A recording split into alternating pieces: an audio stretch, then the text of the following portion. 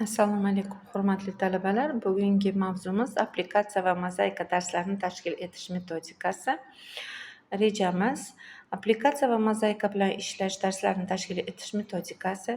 Ikkinchi rejamiz applikatsiya va mozaika san'ati tarixi. Uchinchi rejamiz applikatsiya va mozaika san'ati haqida tushuncha.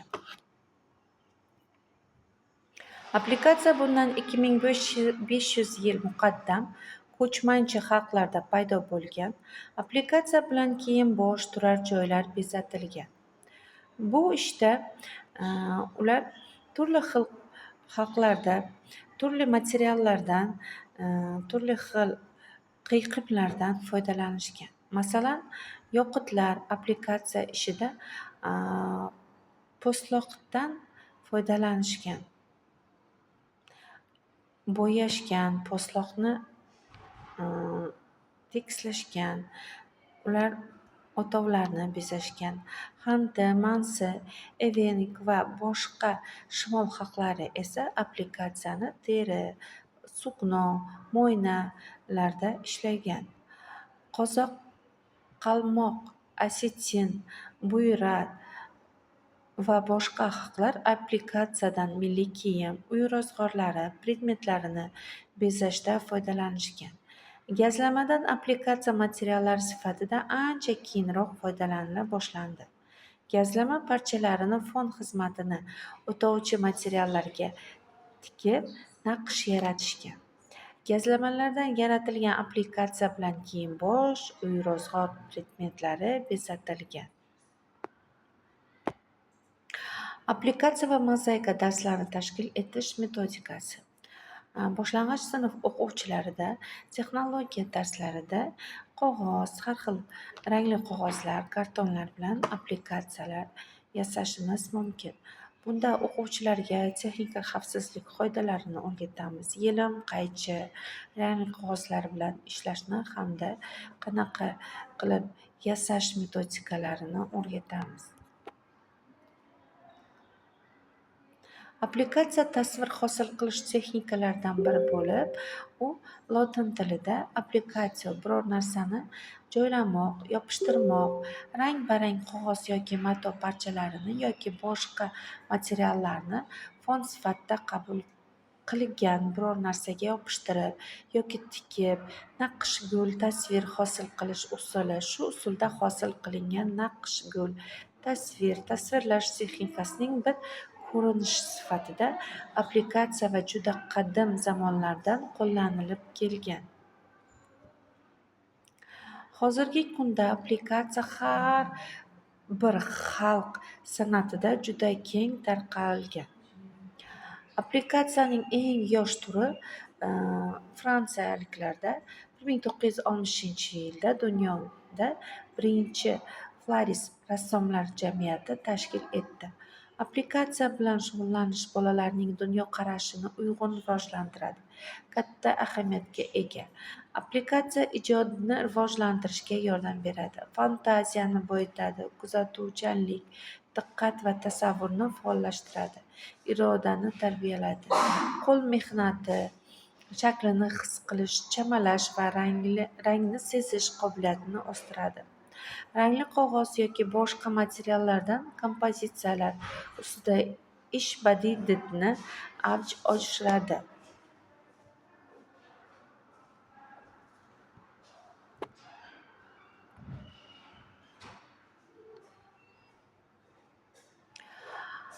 Boshqirdistonning janubiy hududlarida qadimda ko'chmanchi xalqlarning kiyimlari naqshli applikatsiyalar bilan bezatilgan. Ayollarning oyoq kiyimlarini bezatishda ham applikatsiyadan juda keng foydalanishgan.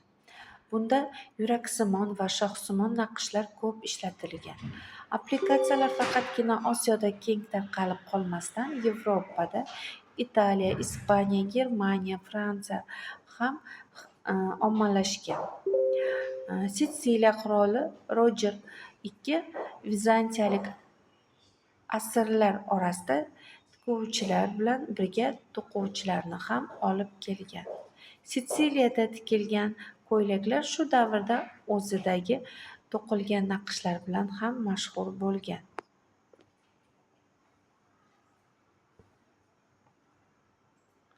Applikatsiya ishlarining eng gullagan davri 16-asrda Italiya va Ispaniyada cherkov kiyimlarida ko'rish mumkin. Keyinchalik matodan tayyorlanadigan applikatsiyalarning o'rni qog'oz applikatsiyalar kirib kela boshladi. Bu qog'oz tayyorlanishining boshlanishi bilan bog'liq bo'ldi.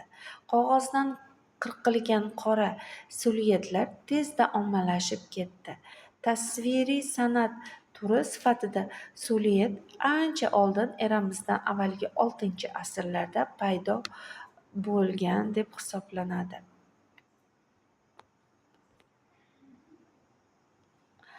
O'zbek applikatsiya san'atida to'xtalganimizda, u xalq amaliy san'atining juda ko'p sohalari bilan uyg'unlashib ketganligini ta'kidlash lozim. Applikatsiyaning alohida o'ziga xos san'at shakllari, ayniqsa Buxoro zardo'zlik san'ati, suzanachilik ko'rinishlarida o'ziga xos boshqa xalqlar applikatsiya san'atidan farqli ravishda rivojlangan. Mana choyshablar, ko'rpalar hamda sumka, gilamlarni ham applikatsiya sifatida ishlatish mumkin. Applikatsiya o'zbek xalq amaliy san'atida amaliy san'atning boshqa turlari bilan uyg'unlashib ketganligi sababli u ko'pincha ustalar tomonidan tayyorlangan har xil mahsulotlarda bezaklar berishda, kiyim-kechaklar va kundalik turmushda anjomlarda bezatishda juda keng qo'llangan. Ayniqsa o'zbek so'zanalari o'zimizning ramziy ma'nolarini undagi tasvirlarning yorqin ranglari bilan nafaqat qadimgi O'zbekiston hududida, balki savdo-sotiq rivojlangan boshqa davlatlarda ham juda yuqori qadrlangan. Applikatsiya badiiy asarlarni yaratishning eng sodda va oson usullaridir. Bunda tasvirning realistik asosi saqlanadi. Bu applikatsiyadan faqat bezash maqsadlaridagina ko'rgazmali qurollar, turli o'yinlar, qo'llanmalar va o'yinchoqlar, bayroqlar, suvenirlar, devoriy gazeta, stendlar, ko'rgazmalar tayyorlash emas, balki kartina, panno naqshlarini va shu kabilarni yaratishda ham keng qo'llash imkonini beradi. Applikatsiya turlari dekorativ applikatsiyalar bor, geometrik shaklli applikatsiyalar, geometrik figuralardan predmetli applikatsiyalar, ko'p rangli applikatsiya, badiiy applikatsiya, mavzuli applikatsiya hamda sujetli applikatsiyalarimiz turlari mavjud. Dekorativ applikatsiya bu naqsh gullaridan tashkil topib, alohida loyihada tasvirlar, barg, shox, qo'ziqorin va shu kabilardan tarkib topuvchi predmetli hodisa harakatlari uyg'unligini aks ettiruvchi sujet iborat bo'lishi mumkin. Bu yerda ko'rishimiz mumkin, dekorativ applikatsiyalarni ko'rishimiz mumkin. Geometrik shaklli applikatsiyalarimiz ham mavjud. Bularda mana geometrik figuralardan foydalanilgan.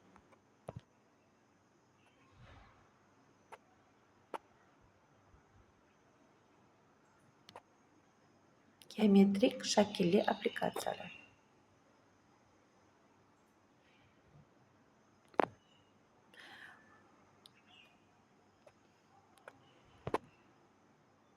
Ko'p rangli applikatsiyalarimiz ham mavjud. Ko'p rangli applikatsiyalarimiz mana har xil ranglardan foydalanilgan.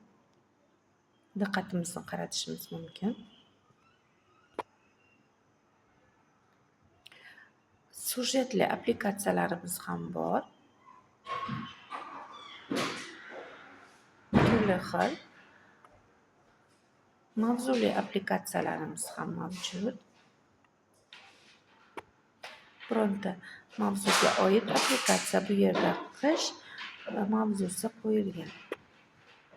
Badiiy applikatsiyalarimiz. Badiiy applikatsiyalarda tabriknomalar yasashimiz mumkin. Tabriknomalarni turli bezaklar bilan bezatish mumkin. Matodan ham applikatsiyalar mavjud. Matodan applikatsiya tayyorlash. Mana ko'rib turibsiz, Matodan turli xil applikatsiyalar mavjud. Samondan ham applikatsiya tayyorlash mumkin. Bu Rossiya davlatida keng tarqalgan. Kartinkalarda applikatsiya tayyorlash mumkin.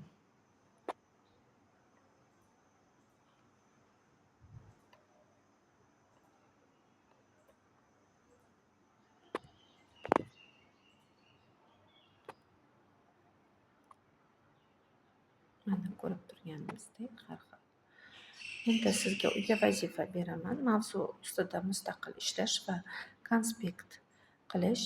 1-4 sinf texnologiya darslaridan applikatsiya va mozaika mavzularini tayyorlash. Bugungi darsimiz sizlar bilan tugadi. E'tiboringiz uchun rahmat.